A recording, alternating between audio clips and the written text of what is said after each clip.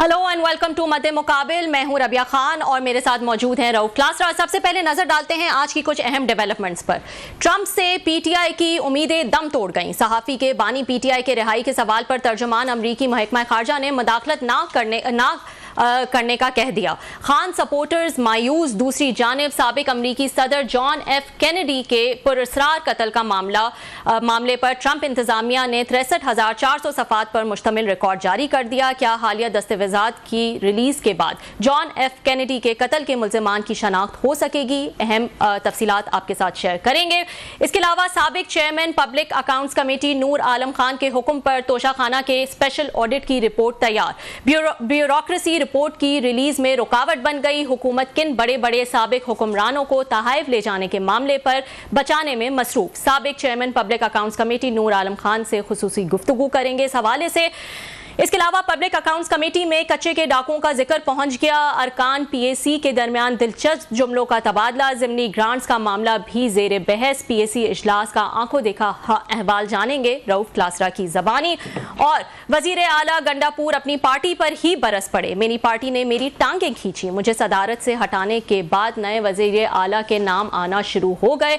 Army chief से मेरे ताल्लुकात अच्छे हैं। एनएफसी अवार्ड के लिए आर्मी चीफ ने मेरे मौकिफ की हिमायत की। वजीर आला गंडापुर का फौज से बेहतरीन ताल्लुकात का ऐलान। क्या पीटीआई अब गंडापुर को कबूल करेगी या नहीं, इस हवाले से भी हम बात करेंगे। लेकिन सबसे पहले हम बात कर लेते हैं पीएसी में जो है वो तोशाखाना की ऑडिट रिपोर्ट्स मौजूद हैं, उस हवाले से भी हम बात करेंगे और सियासी मंजरनामे के हवाले से भी बात करेंगे। इस वक्त हमारे साथ मौजूद है साबिक चेयरमैन पब्लिक अकाउंट्स कमेटी और एमएनए नूर आलम खान साहब। अस्सलाम वालेकुम नूर आलम साहब and thank you so much for joining. वालेकुम अस्सलाम जी। नूर आलम खान साहब, पीएसी के हवाले से तो हम बात करेंगे, लेकिन सबसे पहले कुछ सियासी हालात पर भी बात कर लेते हैं। नेशनल सिक्योरिटी की जो पार्लिमानी कमेटी की मीटिंग हुई उससे आप कुछ नाराज भी नजर आए और आपने कुछ शिकायत भी की कि आपको जो है वो उसमें दावत नहीं दी गई।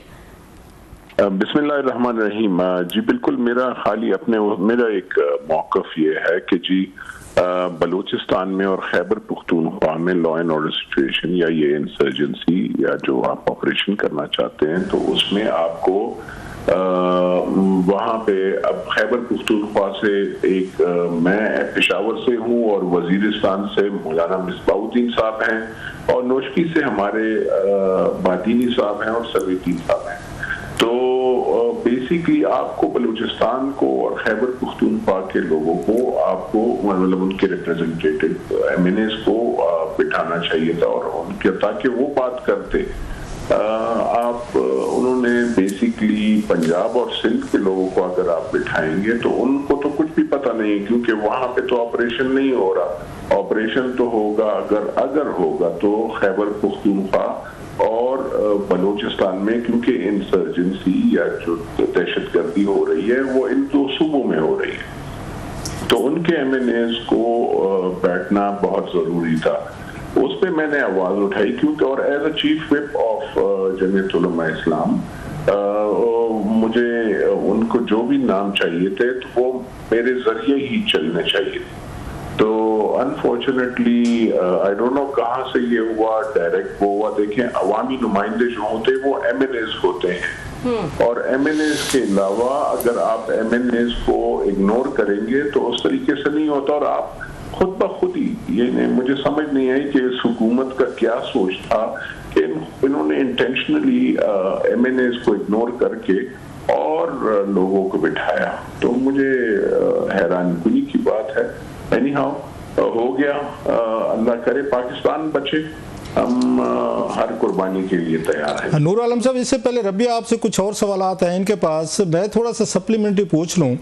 आपने कहा कि आप पार्टी के चीफ विप भी हैं, आपके जरिए नाम गए होंगे, हर पार्टी ने अपने अपने नाम लिख कर दिए स्पीकर साहब को और जिसके बाद उन तमाम को इन्वाइट किया गया। आप JUI से हैं, मौलाना साहब की पार्टी से हैं, आपका अच्छा खासा बड़ा क्लाउड है और पिछली पार्लियामेंट में आपको बड़ी अहमियत दी जाती थी क्योंकि आप इमरान खान साहब से रिलेटेड उनकी हुकूमत में भी बड़ा एक स्टैंड लेके रखते थे, एस्टेब्लिशमेंट भी आपको अप्रिशिएट करती थी, या पोजीशन जो आई पावर में शहबाज शरीफ साहब वगैरह ये बड़े आपके इर्द गिर्द घूमते थे, फिर पब्लिक अकाउंट्स कमेटी में आप रहे, तो क्या बनी है आप, मतलब वो कहते हैं व्हाट वेंट रॉन्ग के अचानक आप एस्टेब्लिशमेंट के, हुकूमत के, मौलाना साहब के इनकी लेफ्ट साइड पे कैसे आ गए? क्या हुआ कि अब आपको उन्होंने वो इजलास में भी नहीं आने दिया? That's very strange and shocking.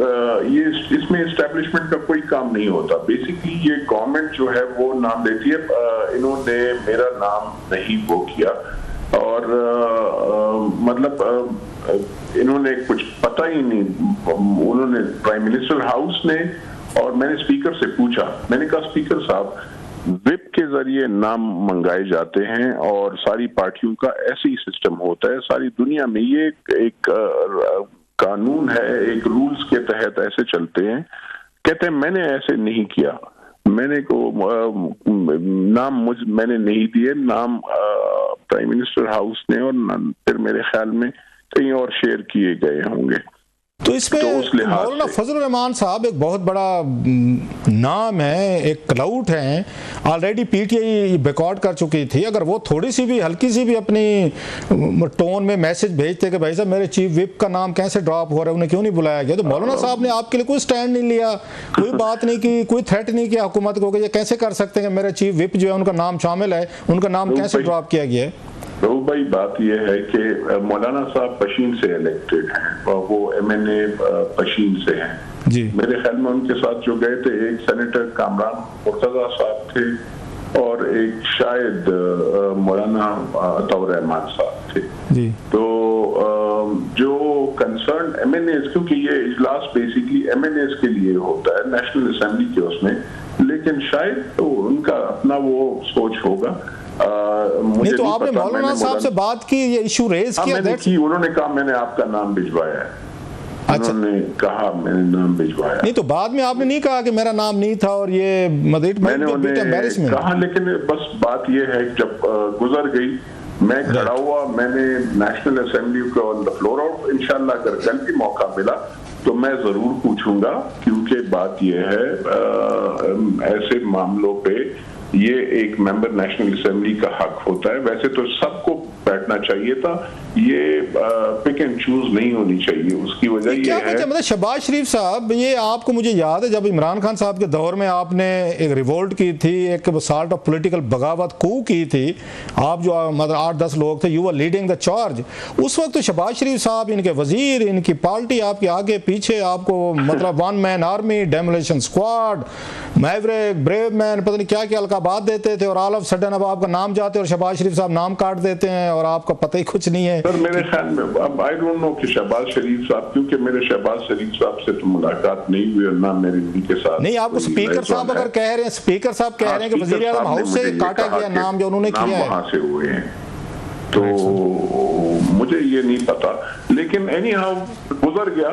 आवाज उठाएंगे, अल्लाह ने मौका फ्लोर ऑफ द हाउस पे दिया है, पाकिस्तान के लिए लड़ेंगे इंशाल्लाह, आवाज उठाएंगे तो और देखा जाएगा जी। हम देखें, आप हमने हल्फ उठाया होता है पाकिस्तान के लिए, और ये नहीं है कि हमने किसी एक बंदे के लिए हल्फ उठाया होता है।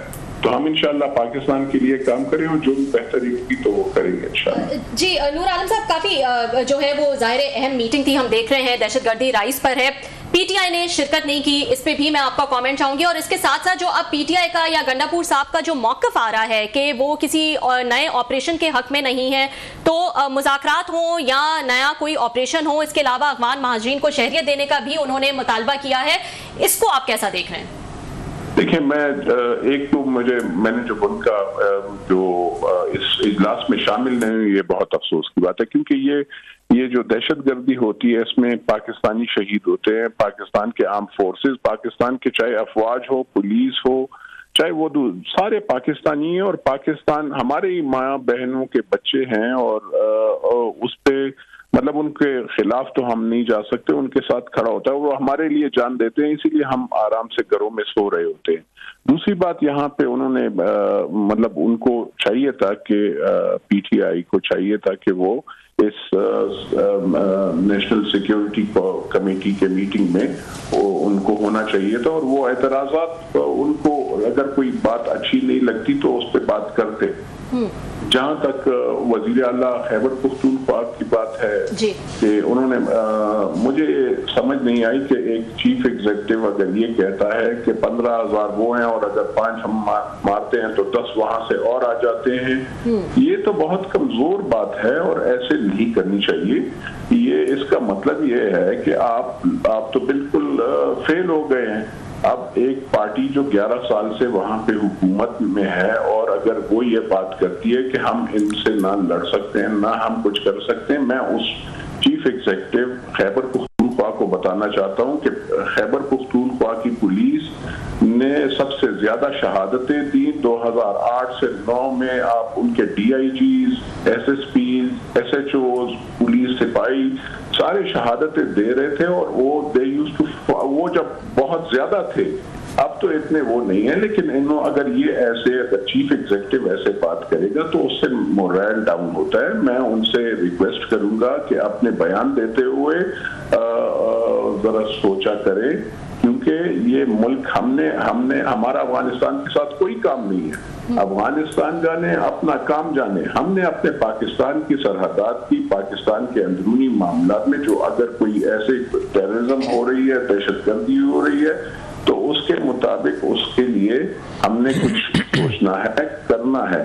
और कमजोर बयानात इससे मोरल कमजोर हो जाता है। मेहरबानी फरमाकर अपने अल्फाज के चुनाव में जरा सोचा करें जी। अच्छा, जब चीफ एग्जीक्यूटिव ही नहीं लड़ना चाह रहा, जैसे आपने कहा सूबे का चीफ एग्जीक्यूटिव, चीफ मिनिस्टर के जी तालिबान से या इनसे जो आप बता रहे हैं कि वो जनाब 15 आ जाते हैं तो मारते हैं तो 5 और आ जाते हैं, इस तरह की चीज़ें, वो तो पहले ज़हनी तौर पर डिफीट कबूल किए बैठे हैं। Is not ready to fight. जब वो नहीं फाइट करेंगे तो नीचे बेचारे पुलिस वाले, हालांकि मतलब पश्तून या यहाँ हज़ारा वाले या डेरा इस्माइल खां जितने भी लोग हैं वहाँ पे सारे बहादुर लोग हैं, मतलब KPK के लोग, they are considered to very brave और वाकई लड़े हैं। मतलब फ्रंट लाइन पर अगर किसी ने सबसे ज़्यादा कुर्बानियाँ दी हो KPK के लोगों ने तो दी है, सो दी हैं। आपकी पुलिस ने बड़ी दी और टॉप पे जैसे वहाँ पे मतलब DIG से लेके SSP तक और बहुत सारे मतलब लोग हैं, तो उनका मकसद भी यही है कि पुलिस को और इन इदारों को डिप्रेस किया जाए और इनको डिमोरलाइज किया जाए। और ये तालिबान सिंपैथी, ये तालिबाना एक मतलब इल्ज़ामात भी लगते हैं इन पे PTI पे के सपोर्टर हैं, ये तो सारे का सारा मतलब है। उसके बाद तो लड़ने के काबिल नहीं रहेगी पुलिस आपकी, वो क्यों फिर लड़ें, क्यों जाने दें, क्यों या जाने दें या लें, why should they do that. अगर चीफ एग्जीक्यूटिव जो है वो इस तरह की बात कर रहे हैं कि कोई ज़रूरत नहीं है, नहीं लड़ सकते, बल्कि उन्होंने तो कहा है कि हम ऑपरेशन भी नहीं होने देंगे। मैं यही तो हैरानकुनी की बात, इनको अपना स्टैंड वाज़ेह करना पड़ेगा कि ये पाकिस्तान के साथ है या पाकिस्तान के खिलाफ है। क्योंकि पाकिस्तान में देखें, आपके मदरसा वहाँ पे कोड़ी के मदरसा हमीदुल्लाह शहीद, उनको शहीद किया गया मदरसे में, वो मुफ्ती मुनीर शाकिर थे। उलमाए कराम को भी नहीं छोड़ा जाता। तो मुझे बताएं कि उलमाए कराम सेफ नहीं, सियासी लोग सेफ नहीं, इनको चाहिए ये मिसाल लेते इलियास बिलोर साहब शहीद के, उनके देखते कि वो एक सीनियर मिनिस्टर होते, he used to go in front and वहां पे खड़े होकर वो करते शहादत। ये शायद उन्होंने, मैं आपकी बात काट रहा हूँ, शायद उन्होंने वहीं से यही सबक सीखा है कि जनाब की अपनी जान देने का मतलब मीठा हप कड़वा थू थू के वजीर आला बनना, वजीर आजम बनना, मतलब पावर हुक्मरान बनना तो बड़ा अच्छा है, लेकिन हुक्मरानी के साथ जुड़ी हुई जो ओब्लिगेशंस हैं, ड्यूटीज़ हैं, आपका जो मतलब रिस्क है, मतलब you have to put your life at line कहते हैं, वो नहीं करनी। वो रिस्क लेने के लिए तैयार है। आपको लगता नहीं है कि इलियास बलोर साहब से, हारून से और दीगर से यही इन्होंने सबक सीखा है कि नहीं जनाब ताकतवर से हमने नहीं लड़ना। उन्होंने कन्फ्रंट किया, वो भी चले जाते थे, तो उसका नतीजा भी कुछ अच्छा नहीं हुआ, तो व्हाई शुड वी फाइट। ये रूलर की ये सोच तो नहीं होती कि इक़्तिदार के लिए तो ठीक है, तो लेकिन अगर इक़्तिदार में खतरे हैं तो फिर हमने वो खतरे तो नहीं लेने मूल। मैं इसलिए तो मैंने तो यही वो कर रहा हूँ, लीडर को बोल्ड स्टेप लेने पड़ते हैं और वो पूरा अपनी सर की मौत तो बिस्तर पे भी आएगी और वो क्या पता कब आएगी कब नहीं आएगी। और जो मारने वाले से अल्लाह बहुत बड़ी जात है, वो बचाने वाली जात बहुत बड़ी है। तो मुझे समझ नहीं आती इन लोगों के अकीदों में क्यों कमजोरी है। मौत और जिंदगी अल्लाह के हाँ एहतियात करता है, बता एहतियात करें एहतियात में कोई बुरी बात नहीं है, लेकिन आपको इस अपने बच्चों को जो है, आप जिस सूबे के चीफ एग्जीक्यूटिव हैं, आपने हल्फ लिया है कि उनके इंटरेस्ट को, उनकी जानो माल को अल्लाह के बाद आपने तहफ़्फ़ुज़ देना है, आपने उनके लिए रूल्स रेगुलेशन बनानी है। तो अगर आप ये नहीं करेंगे तो फिर क्या होगा? अच्छा, सुना है सर कि आपकी इन्हीं बातों की वजह से, क्योंकि आप भी पश्तून हैं, हमारे भाई हैं, ब्लंट हैं, सीधी बात करते हैं, सुना है आपसे भी चीफ मिनिस्टर साहब नाराज हैं और आपके जो फंड्स थे तरक्याती वो रोक लिए गए हैं आपके हल्के के। भाई मेरे साथ, मुझसे तो सारे लीडर्स ही नाराज हैं। उसकी वजह ये है तो आप बना के रखा करें ना सर जी, आप बना के रखा करें। आप क्यों लड़े हुए पूरे मोहल्ले से, पूरी दुनिया से क्यों लड़े हुए हैं सर?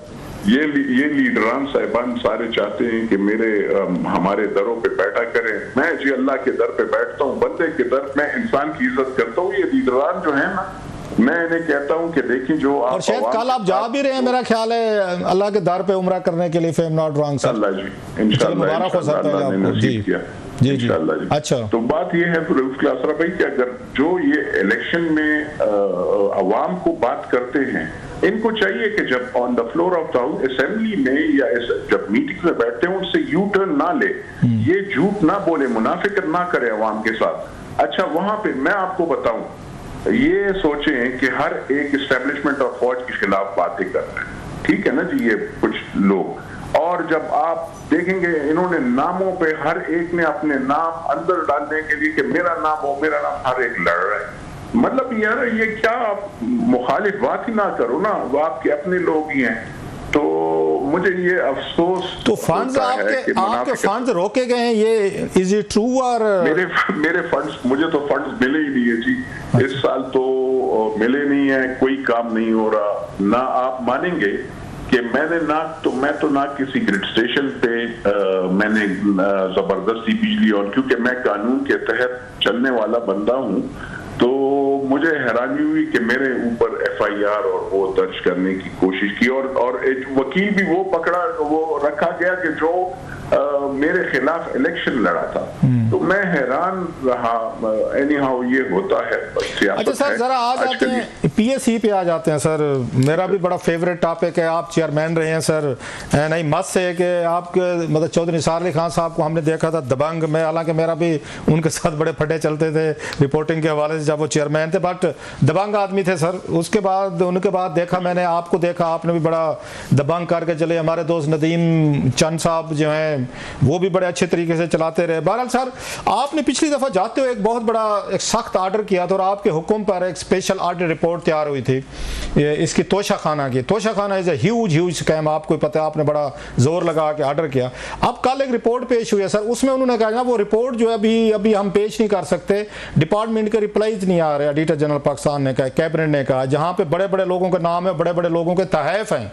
आप इसको कैसे देखते हैं? ऑडिटर जनरल पाकिस्तान जानबूझ के स्लो कर रहा है या कैबिनेट सेक्रेटरीज जो हैं ये रोक रहे हैं? ये जो सेक्रेटरीज होते हैं ना, सेक्रेटरीज ये अक्सर ये जो जितने भी करप्शन के केसेस होते हैं, मेगा करप्शन, ये छोटे केसेस छोड़ दें, मेगा करप्शन के केसेस आपने देखा होगा कि ये ऐसे खड़े होते हैं और उसको दिफा, मुझे समझ नहीं आती कि ये इन्होंने पाकिस्तान की नौकरी कर रहे होते हैं या जो करप्ट नासर हैं उनके लिए नौकरी कर रहे होते हैं। तो ये ऐसे उनको तहफ़्फ़ुज़ देने की कोशिश करते हैं अपने गलतियों को बचाने के लिए।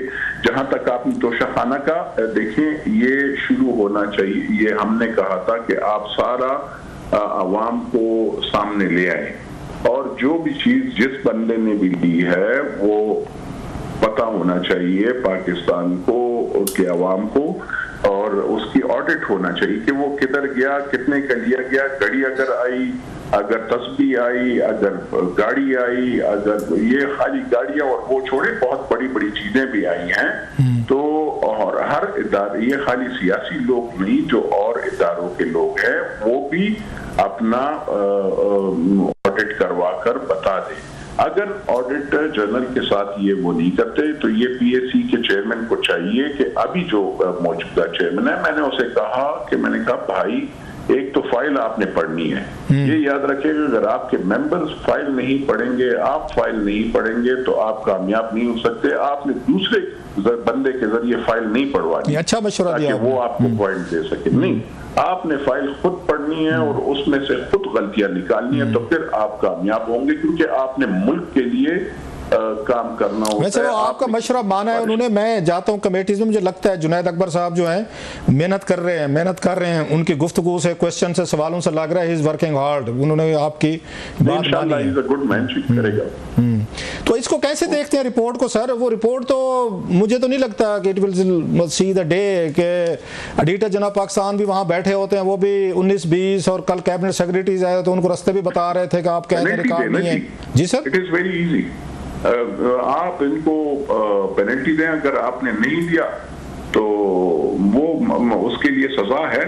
आपके साथ आप खाली ये नहीं है कि आप रिकमेंडेशन दे सकते हैं, आप डायरेक्शन दे सकते हैं, आप उसकी तनख्वाह रोक सकते हैं। अगर मैंने जी देखें, अगर एक दफ्तर को गलत किसी नैब का दफ्तर था तो वो यहाँ पे ये पार्लियामेंट लॉजेस वो इलीगली ऑक्युपाइड था, तो मैंने कहा जी आप इसकी जो चेयरमैन नैब के सैलरी से आप डिडक्ट करें अगर ये नहीं छोड़ना चाहते, क्योंकि ये पाकिस्तान का दफ्तर, इनके अपने ऑफिसेज हैं, और अगर ये वो नहीं कर रहे तो इनकी सैलरी से वो काटा जाए। दूसरी बात यह है कि यहाँ पे और भी इदारे, ओगरा हो गया, ये और नेप्रा सर, टेलीकॉम सेक्टर हो गया, नेप्रा हो गया, ये ऑडिट नहीं करवा रहे थे, हमने इससे करवाया। Even supreme court of Pakistan जो था वो ऑडिट नहीं करवा रहा था, मैंने। लेकिन सर जी ये बताएं, आपने तो कराया, अब ये जो स्पेशल ऑडिट रिपोर्ट तोशा खाना के तहफ पे जो लूटमार होती रही है, लोग लेकर जाते रहे हैं सिंस एजेस, वो रिपोर्ट अब कैसे आएगी कि इसमें असेंबली में? उस पर तो लग रहा है कि ये जो है सेक्रेटरी कैबिनेट जो है कामरान अफजल साहब, वो तो किसी मूड में नहीं लग रहे, वो तो डिलेइंग टैक्टिक्स यूज कर रहे हैं। कल लिख के दिया उन्होंने जी रिप्लाईज आने हैं, एडिटर जनरल का देखते हैं, करते हैं, बल्कि कल तो कोई मुश्किल काम नहीं है। एडिटर जनरल पाकिस्तान कह रहे थे जी सर, डेडलाइन दे दे within a month and it will be on the table. अच्छा, आपको लगता है ये आएगी? अच्छा ये बताइएगा जरा सर, इस पे तो आपको फॉलो हम करते रहेंगे, इसको मरने नहीं देंगे, इस आपकी ये रिपोर्ट का जो ऑर्डर थे। आपने यहाँ पे देखा है ब्यूरोक्रेसी का, मैंने जो नोट किया, मैं अपनी राय थोड़ी सी दे के आपकी लेना चाह रहा हूँ। एक जिवाल देखा है मैंने कैलिबर में, कंपिटेंसी में, इंटेलिजेंस में। कभी बहुत अच्छे अफसर आते थे हिम्मत से ब्यूरो, अभी भी 2-4 होंगे शायद, लेकिन over the period of time ये तो ऐसे लगता है क्लरिकल सुपरिटेंडेंट वगैरह हैं, तरक्कियाँ वगैरह लेके वो ऊपर आ गए हैं। अब कोई वो तैयारी करके नहीं आते, मिलते हैं तरले। अब मतलब कल यहाँ सेक्रेटरी कैबिनेट जो है, इतना बड़ा नाम है, 22वां ग्रेड, प्रमोशन बोर्ड में बैठते हैं, अफसरों को तरक्कियां देते हैं। कल वो 2 घंटे की मीटिंग में एक ऑडिट पैरा सेटल नहीं करवा सके और किसी तैयारी के बगैर आए हुए थे सर, और पूरी कमेटी ने उनको सनाबी किया है, उनको डांट डपट किया। सेक्रेटरी कैबिनेट ग्रेड 22, आपका तजर्बा कैसा रहा है सर? किस तरह की ब्यूरोक्रेसी आपका ख्याल आ रही है ऊपर टॉप पोजीशंस पे? देखें, ब्यूरोक्रेसी में कुछ अफसरान तो बहुत अच्छे हैं, लेकिन जो अभी तो फिर भी गुजारा करते हैं, जो आपके फ्यूचर में आपके पास आ रहे हैं, वो आप देख लेंगे, उनको कहिएगा कि 2-3 लाइनें लिख ले, वो आपको बता देगा कि वो लाइन भी नहीं लिख सकेगा। जो भी ऊपर से जो सेक्शन ऑफिसर जो लिख के भिजवाता है उसी पे वो साइन करते हैं। सॉरी टू से, मैं किसी के साथ पर्सनल नहीं हो रहा हूँ, लेकिन क्योंकि मैंने देखा है, मेरे खैबर पुख्तूनख्वा में तो ऐसे ही हाल है। मैंने देखा कुछ अफसरान के, मैं वहां पे गया तो मैंने उस ऑफिस उन दफ्तरों में जाना ही बंद कर दिया। इनको ये मजा देता है कि मेरे साथ जी गाड़ियां हैं और अच्छा ऑफिस है और बस ये इनके, और अच्छा कोट पहन लिया और अच्छा टाई लगा ली। लेकिन आपके सामने क्योंकि ये 40 मिनिस्ट्रीज के फेडरल सेक्रेटरीज है, टॉप ब्यूरोक्रेसी सारी क्रीम, ये वैध कमेटी है, पब्लिक अकाउंट्स कमेटी, 40 के 40 फेडरल सेक्रेटरीज आते हैं। सो आपको, मेंबरान को, चेयरमैन को बिल्कुल पता चल जाता है कि इस अफसर में कैपेसिटी कितनी है, इंटेलिजेंस कितनी है, इंटेग्रिटी कितनी है, जानता कितना है, तैयारी कितनी करके है। तो आपने तो कुछ राय बनाई होगी फेडरल ब्यूरोक्रेसी के बारे में। KPK तो चलो एक साइड पे कर देते हैं, कुछ अफसरान बहुत अच्छे थे जी, लेकिन कुछ बिल्कुल फारिग थे, लेकिन उनकी सिफारिशें बहुत मजबूत थी, शायद इसलिए वो बैठे होते थे और बैठे हैं। तो उनको क्या कह सकते हैं सर? मैं तो अब चेयरमैन ही हूँ, मैं तो एक सिंपल मेंबर नेशनल असेंबली हूँ, और बस मैंने आपको बताया, मैं तो अकेला बंदा हूं। मैं तो अपने मैं तो ये कहता हूं ना, अब भी कहता हूं कि पाकिस्तान को, सॉरी अगर मैं कुछ बात करूंगा, नोबडी इज सिंसियर। अगर ये सिंसियर होते तो ये पाकिस्तान के लिए और पाकिस्तान के अवाम के लिए दिल से काम करते। बहुत शुक्रिया brother, thank you very much sir. Thank you so much Noor Alam साहब फॉर जॉइनिंग अस। एक ब्रेक ले लेते हैं, ब्रेक के बाद एक और स्टोरी डिस्कस करेंगे। फाइनली जब एक सहाफी ने यूएस स्टेट डिपार्टमेंट के सामने सवाल रखा इमरान खान की रिहाई के हवाले से, तो उन्होंने क्या जवाब दिया, will discuss it after short break. Welcome back नाज़रीन। एक अरसे से पीटीआई के वोटर सपोर्टर्स को इंतजार था कि शायद ट्रंप एडमिनिस्ट्रेशन के सामने जो है वो इमरान खान की जेल के हवाले से, उनकी कैद के हवाले से कोई सवाल किया जाए और उस पर शायद कोई वहां से स्टेटमेंट आए। फाइनली एक सहाफी ने जब सवाल किया वहां के स्टेट डिपार्टमेंट के स्पोक्सपर्सन से, तो उनका क्या जवाब आया, इस हवाले से हम बात कर लेते हैं। हमारे साथ सीनियर सहाफी अनवर इकबाल साहब मौजूद हैं फ्रॉम वाशिंगटन डीसी। अस्सलाम वालेकुम अनवर साहब। जी वालेकुम अस्सलाम। जी अनवर साहब, thank you so much for joining. एक सहाफी ने सवाल कर ही लिया फाइनली इमरान खान की जेल के हवाले से, कैद के हवाले से, और वहां से कोई खास जवाब जो है वो नहीं आया, बल्कि एक तरह से मैं कहूंगी कि इग्नोर ही किया गया उनके सवाल को और कहा कि हम इंटरनल फ्रेमवर्क, किसी भी कंट्री के इंटरनल फ्रेमवर्क पे जो है वो कोई कमेंट नहीं करना चाहते। इसको कैसे देख रहे हैं आप? अच्छा, ये हैरत है, ये तो वाकया 4-5 दिन पहले का है और आज पाकिस्तान में हाईलाइट हो रहा है। लेकिन बात आपके बिल्कुल दुरुस्त है, और हम लोग तो, मैं आपके प्रोग्राम में भी 2-3 दफा कह चुका हूँ कि इस वक्त अमेरिका के इंटरेस्ट में नहीं है पाकिस्तान के बारे में बात करना। उन्हें आप ये देखिए ना, हम तो, हमारे ये होता है कि हमारे अपने मसाइल होते हैं, ज़ाहिर है उसमें उलझे हुए होते हैं, और फिर हम ये समझते हैं कि सारी दुनिया हमारे मसाइल में इंटरेस्टेड है। अब आप बताएं, सदर ट्रंप को देखें, सदर ट्रंप जो है उन्होंने इतने सारे डोमेस्टिक और इंटरनेशनल इश्यूज खड़े कर दिए हैं कि उनको सांस लेने की भी फुर्सत नहीं है। हर मामले में उन पे खुद अपनी पार्टी से क्रिटिसिज्म शुरू हो गई है, डेमोक्रेट्स खड़े हो गए, ह्यूमन राइट्स ग्रुप्स हैं, मीडिया ग्रुप्स हैं, फिर उनके अपने सपोर्टर हैं जो उनकी हिमायत पे निकल आए हैं। तो इस वक्त एक वॉशिंगटन में कहवा गहमी है। अब उसमें आप ये बताएं कि इमरान खान को रिहा करना या ना रिहा करना ट्रंप एडमिनिस्ट्रेशन के लिए एक बड़ा मसला कैसे हो सकता है, जबकि उनकी प्लेट खुद फुल है।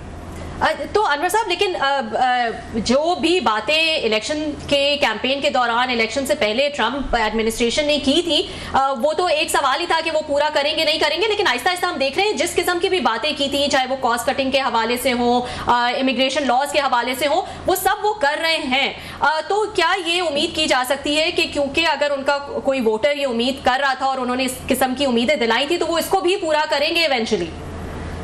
देखें, एक बात ध्यान में रखें, वोटर्स की परसेंटेज क्या है, जो आप सपोर्ट दे रहे हैं उसका वॉल्यूम क्या है, यानी सपोर्ट के मिकदार क्या है, और आप जो फाइनेंशियल असिस्टेंस, अब यहाँ तो लीगल है ना पार्टी को, कैंडिडेट्स को पैसे प्रोवाइड करना, उसकी कितनी अहमियत है। जहाँ तक लोकल कांग्रेसमैन का ताल्लुक है, उस इलेक्शन में तो हमारे जो पाकिस्तानी डॉक्टर हैं वो बड़े इफेक्टिव होते हैं और उनका बहुत असर है, और वो रहेगा, और वो कांग्रेस में चीजें मूव करते रहेंगे। लेकिन जहाँ नेशनल वोट इलेक्शन की बात आ जाती है, वहाँ हंड्रेड्स ऑफ मिलियन बल्कि बिलियंस ऑफ डॉलर्स में बात चली आती है, और उसमें पाकिस्तानी अगर कुल मिला के दे देंगे तो 1 मिलियन, 2 मिलियन, 5 मिलियन, तो उसमें उसकी इतनी अहमियत नहीं बनती कि उससे आप सदर इंतजामिया की कोई पॉलिसी को आप शेप कर सकें।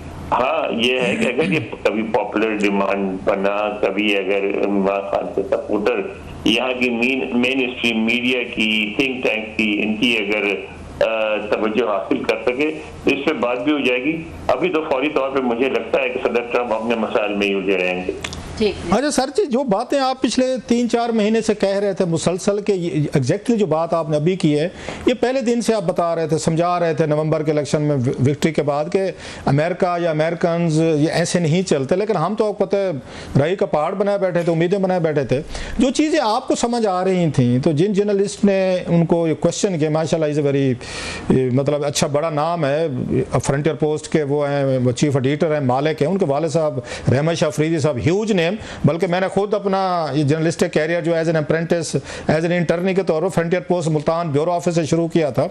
मजहर साहब हमारे ब्यूरो चीफ थे, सो आई हैव लॉट ऑफ, मेरी उनके एसोसिएशन है, बड़ा अखबार था, बड़े बड़े हुए।